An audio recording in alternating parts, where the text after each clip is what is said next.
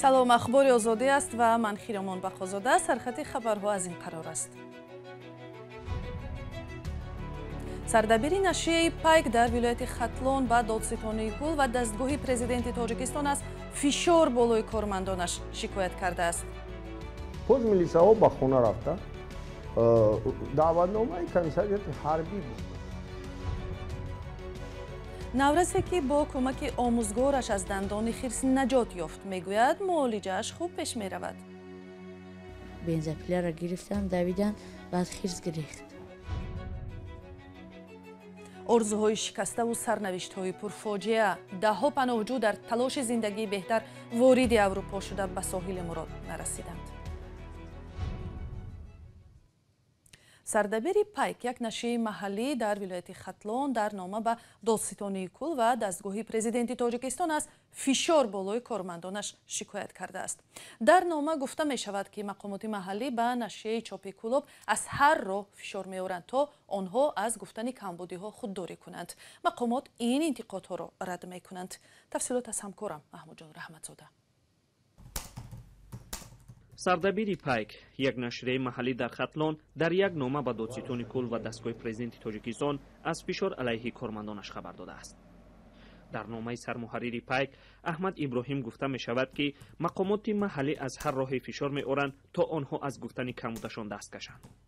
облаваи Муҳаммади Мусавӣ, хабарнигор ва писари Сардабири Пайк, моеъи асли нигаронӣ будааст. аслан ҳамун фикри мо, гумони мо бар он буд, ки як ҳафта пеш аз ин қазия Муҳаммади Мусавӣ, ки журналисти ҷавони Пайк аст, вай мақолае навишта буд, дар он ҷо прокурорро айбдор мекард.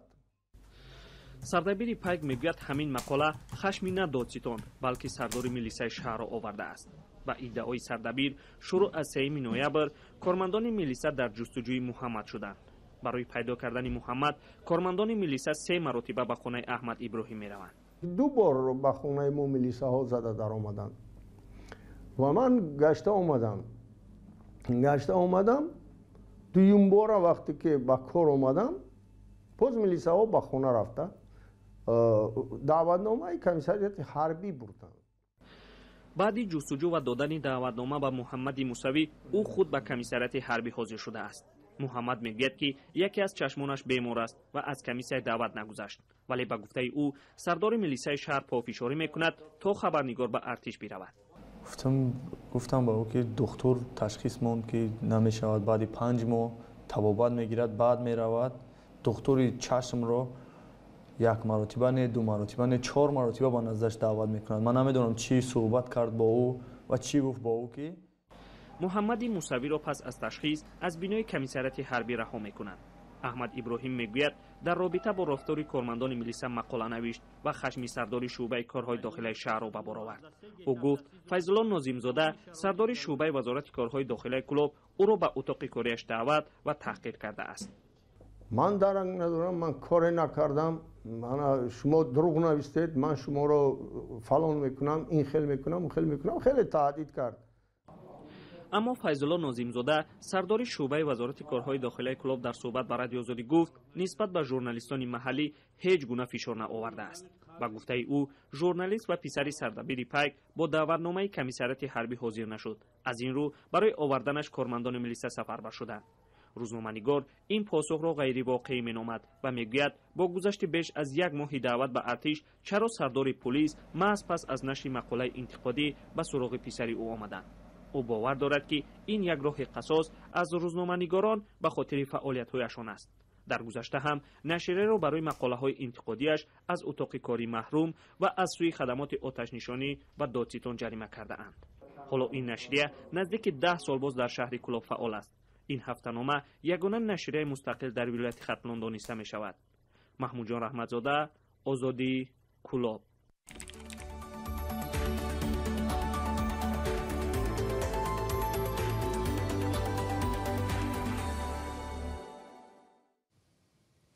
ҷараёни барқарории саломатии навраси 14-солае ки 3 ҳафта пеш мавриди ҳамлаи хирсе дар як ҷангали ноҳияи Ванҷ қарор гирифта, ҳоло дар як беморхонаи Душанбе таҳти муолиҷааст, хуб пеш меравад. Парвиншоҳ Муҳаббатов ба ҳангоми ҳезумчинӣ ҳамроҳ бо чанд калонсолу ҳамсолаш зери дандони мода хирсе монд, вале омӯзгораш Рамазон Синонов тавонист кӯдакро аз ҷонвари дарранда наҷот диҳад. ҳамкорони мо Алишер Зарифӣ ва Барот Юсуфӣ аз ҳоли Парвиншоҳ дар беморхона хабар гирифтанд. омада болом ҳами хеле пард ва тамоми вазнаш ҳами хеле ҷиқида. бо гузашти 20 рӯз аз ҳамлаи хирс ба як навраси сокини ноҳияи Ванҷ вазъи сиҳатии ӯ ба эътидол омада ва ҳозир шуд ҳодисаи иттифоқ уфтодаро қисса кунад. ӯро баъд аз 13 рӯзи табобат дар бемористони ноҳияи Ванҷ ба беморхонаи шаҳраки шифобахши Душанбе оварда ва ҷарроҳӣ карданд. ҳамлаи хирс ба Парвиншоҳ дар кӯҳистони Ванҷ замони ҷамъоварии ҳезум сурат гирифтааст. рафтем дар ҷангал ҳезум медаравидем ки ногаҳон 20-25 метр дуртар як хирс ҳамла кард. баъд ман гуфтам ки грезим успед накардам, ғалтидам. баъд хирс омад ҳами хел дар пештам сахт ба дасташ зер карду баъд ба даҳонаш сарма газид. баъд ҳамон шарикому муалlimом давида хирса аз дасти хирс мара халос карданд. пас аз оне ки Парвиншоҳро ба маркази ноҳия оварданд, амакаш ки ҳамзамон муалlimашон аст, бо ҳадафи аз ҷангал баровардани дигар ҳамроҳонашон ба сӯи онҳо меравад ва ин бор худи ӯ мавриди ҳамлаи хирс қарор мегирад. баъд вақте ки ин амакима хирс гирифт, ҳамакима ба бензапила халос карданд. бензапиларо гирифтанд, давиданд, баъд хирс гирехт. дар оғоз ба модари Парвиншоҳ ҳақиқати ҳодисаи иттифоқ афтодаро пинҳон доштанд. падараш телефон қати гуфт ки камтарак ба ҳезим рафтааст, камтарак ҳезим қати заасташ. хай ман омадам ки дидам ки акнун ина баста истанд. баъд худашам гуфт ки оча натарс, ман созам. баъд гирифтем ноҳияш бурдем. табибон дар бемористони шаҳраки шифобахш маъруф бо қарияи боло Парвиншоҳро ҷарроҳӣ карданд ва ҳоло вазъи ӯро мӯътадил гузориш медиҳанд. бемор пас аз бистарӣ кардан ба бемор ташхиси томографияи компютер гузаронида шуд ки дар ин шикасти компрессионии парақадори устухони пастар аз тарафи чап мушоҳида карда мешавад. бемор пас аз бистарӣ кардан бо таври таъҷилӣ ба ҷарроҳӣ гирифта шуд. тоза кардани устухонҳои устухон шикаста ва майнаи сар. айни ҳолати бемор нисбатан қанонбахш мебошад. табобатҳои қабул кардааст аст. ҳолаташ дар давоми табобат бебадшавӣ аст. ҳамлаи хирсҳо ба сокинони минтақаҳои кӯҳистонии Тоҷикистон дар гузашта низ ба мушоҳида расидааст. ҷонварони ваҳшӣ, хусусан гургу шағолон, чанд дафъа ба сокинон дар Бадахшон ва гӯшаҳои дигари Тоҷикистон ҳамла карда, дар баъзе маврид боис ба марги онҳо гаштанд. чанд сол қабл дар деҳаи Зонгии ноҳияи Ишкошим як бабри барфӣ вориди оғили сокинон шуда 33 чорвои мардумро кушта ва захмӣ карда буд.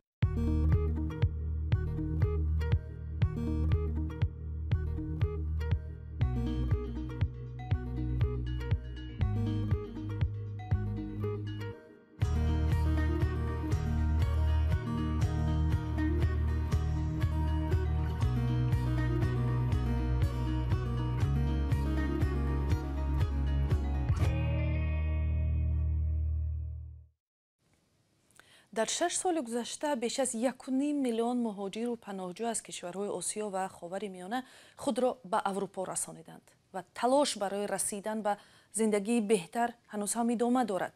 аммо баъзе аз онҳо ба мақсади хеш намерасанд ва дар нимароҳи мақсуд ҷон медиҳанд.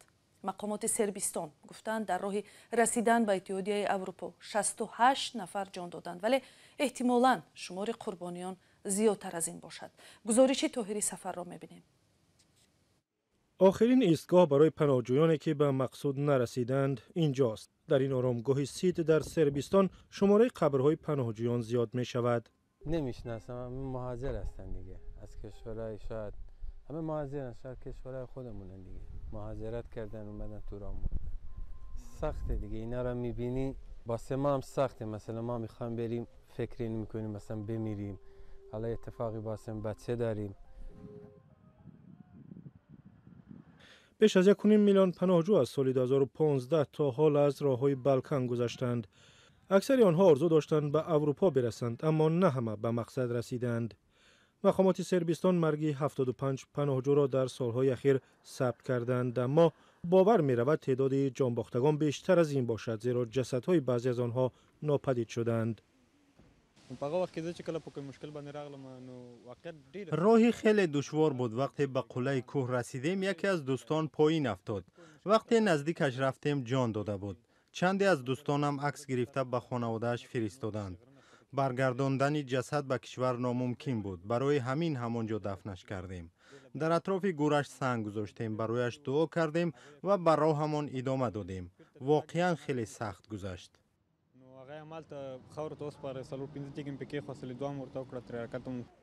خستگی، بیماری، تصادف در راه و غرق شوی از عامل‌های اساسی مرگ پناهجویان است. بیماری کووید 19 نیز جان تعدادی را گرفته است. همسرم و پدر و مادر همسرم در راه جان دادند. بیمار بودند، شاید به کووید 19 مبتلا شدند. به همین دلیل ما نقاب می‌پوشیم، زیرا می‌ترسیم. یک گروه امدادی با نام آشپزخانه بینام برای مهاجران جان باخته مراسم فاتحه برگزار می‌کند. در سال 2020 برای ادای احترام و دعا در حق محمد شهروند سوریه اینجا جمع آمدند. او در نزدیکی ایستگاه روی آهن در شهر سید درگذشت. برای ادای احترام با دوستانش از اردوگاه مهاجران پرینسیپووچ که از اینجا چندان دور نیست جمع شدیم. همچنین این مراسم یادبود را برای خانواده‌اش برگزار میکنیم. به همین دلیل نوار میگیریم تا به خانواده‌اش بفرستیم و به آنها بگوییم که بیکس نیست. مقامات صربستان میگویند تلاش میکنند با خانواده‌های قربانیان در تماس شوند، اما جسدهای پناهجویان را بسیار کم به کشورهایشان برمیگردانند. یک مولای محلی معمولا مراسم جنازه پناهجویان را برگزار میکند. من 20 مراسم جنازه را برگزار کرده ام، اما ممکن تعداد قربانیان بیشتر از این باشد، زیرا من به جنوب و شمال صربستان نمی روم. فکر می کنم اکثر آنها از افغانستان بودند. تعداد دیگر شهروندان سوریه، لیبی و ایران.